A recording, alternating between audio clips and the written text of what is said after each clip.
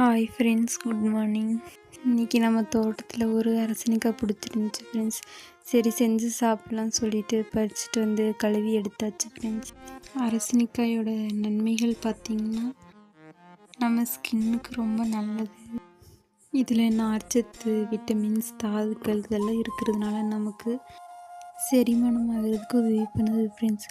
அது போக கேன்சர் வராமல் தடுக்கிறதுக்கு உதவி பண்ணும்.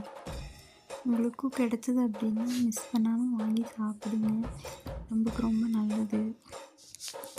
தோசை ஏதாவது சுட்டிங்க அப்படின்னா அதுக்கும் சைடிஷை வச்சு சாப்பிட்லாம் ஃப்ரெண்ட்ஸ், நல்லாயிருக்கும். இது சமைக்கிறது கூட கொஞ்சம் ஈஸியாக சமைச்சிடலாம் ஃப்ரெண்ட்ஸ். ஆனால் கட் பண்ணுறது கொஞ்சம் அதனுடைய தோல் கொஞ்சம் ஹார்டாக இருக்கும், கட் பண்ணுறது கொஞ்சம் கஷ்டம்.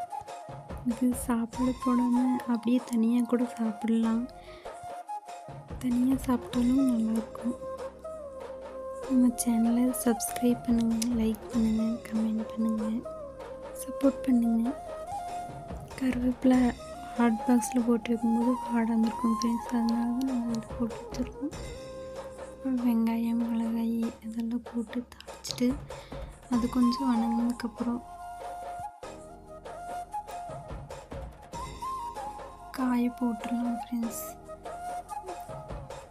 காய் போட்டுட்டு காயிலேயே உப்பு, மஞ்சத்தூள் எல்லாம் போட்டு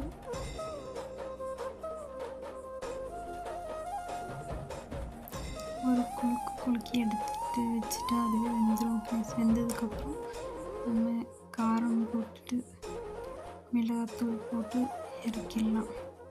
மிளகாத்தூள் போட்டு கொஞ்சம் கிளறிட்டு இறக்கிடலாம்.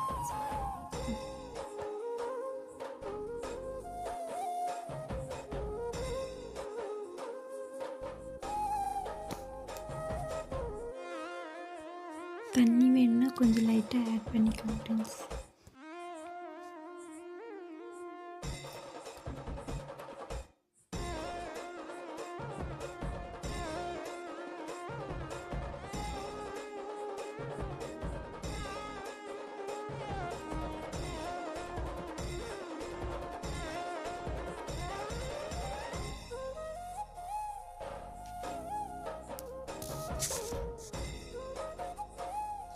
நமக்கு எந்த அளவுக்கு காரம் தேவையோ அந்த அளவுக்கு போட்டுக்கலாம்.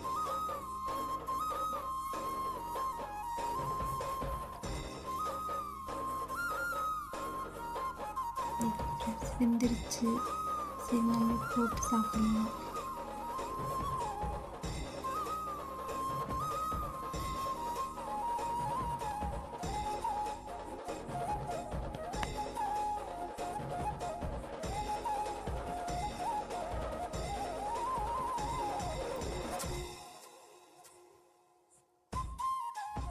இது கிடைக்கும்போது நீங்களும் வாங்கி சாப்பிடுங்க, உடம்புக்கு ரொம்ப நல்லது ஃப்ரெண்ட்ஸ். Thank you friends.